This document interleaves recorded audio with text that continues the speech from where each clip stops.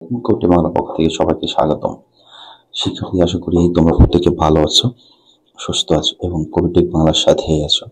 তোমরা যারা 2024 সেশনে নবম শ্রেণীতে সমাপনী পরীক্ষা দিচ্ছ, তোমাদের জন্য আজকে কিছু গুরুত্বপূর্ণ ক নম্বর আলোচনা করব। এখন বিষয় হলো কোন সাবজেক্টের ক নম্বর আলোচনা করবো, সেটা হচ্ছে ইতিহাস ও সামাজিক বিজ্ঞান। যেহেতু তোমাদের নেক্সট যে পরীক্ষা আছে ইতিহাস ও সামাজিক বিজ্ঞান, সেটা নিয়ে আলোচনা করতে যাচ্ছি। পুরোটা সময় সাথে থাকবে। এছাড়া পরবর্তীতে ইতিহাস ও সামাজিক বিজ্ঞানের মোস্ট ইম্পর্টেন্ট কমন উপযোগী যে নমুনা প্রশ্ন আছে সেটা তোমাদের মাঝে আলোচনা করব।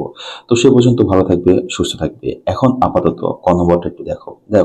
কারা সমুদ্রে মাছ ধরায় ব্যস্ত? সমুদ্রে মাছ ধরায় ব্যস্ত থাকতো জেলেরা। জব্বার হোসেন কি স্বপ্ন দেখেন, এটা একটু পড়বে।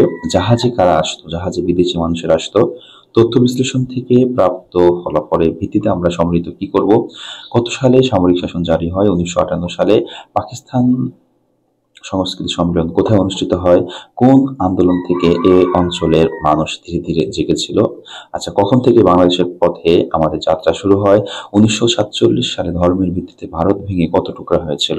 আমরা প্রতি বছর কত তারিখে জাতিসংঘ দিবস পালন করি? অথবা জাতিসংঘ দিবস কত তারিখে হয়? জাতিসংঘের কততম সদস্য বাংলাদেশ? লিগ অব নেশনস কত সালে গঠিত হয়? বাংলাদেশের সরকার জেলা পরিষদ আইন 2000 প্রবর্তন করে কবে বা কখন? শিল্প বিপ্লব কত শতকে হয়েছিল? আমেরিকার সংবিধানে বিল অব রাইটস গৃহীত হয় কত সালে? আমেরিকার 1791 সালে। সর্বজনীন মানবাধিকার ঘোষণা করা হয় কত সালে? 1948 সালে। জিওগ্রাফি অফ টাউন্স বইটি রচিতাকে। জনসংখ্যা পিরামিড কি? মায়া সভ্যতা কোথায় গড়ে উঠেছিল? কলেরার স্থানিক বিস্তৃতির সঙ্গে পানির উৎসের সম্পর্ক দেখান কে? তারপরে এভাবে অনেক প্রশ্ন আমি এখানে তোমাদের রেখেছি। গ্রিসে কখন নগর রাষ্ট্রগুলোর বিকাশ ঘটে? হিস্ট্রিয়া শব্দটি কোথায় ঐতিহাসিক ব্যবহার করেছেন কে? ইতিহাসের জনক কে? হিস্টোরিয়া শব্দের অর্থ কি? তারপর আমরা দেখছি কাদের হাতে বৈদিক সাহিত্য রচিত হয়েছিল? চাহিদা রেখা কোন দিকে নিম্নগামী হয়? চাহিদা রেখার ঢাল কিরূপ হয়? চাহিদার মৌলিক বৈশিষ্ট্য কি?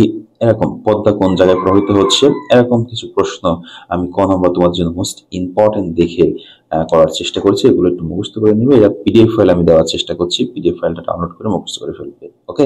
পরবর্তীতে আমি তোমাদের একটি নমুনা প্রশ্ন আলোচনা করবো। এছাড়া খ নম্বর প্রশ্ন কিছু আলোচনা করবো। সে পর্যন্ত সবাই ভালো থাকবে, সুস্থ থাকবে, কবিটি বাংলার সাথেই থাকবে। আল্লাহ হাফেজ।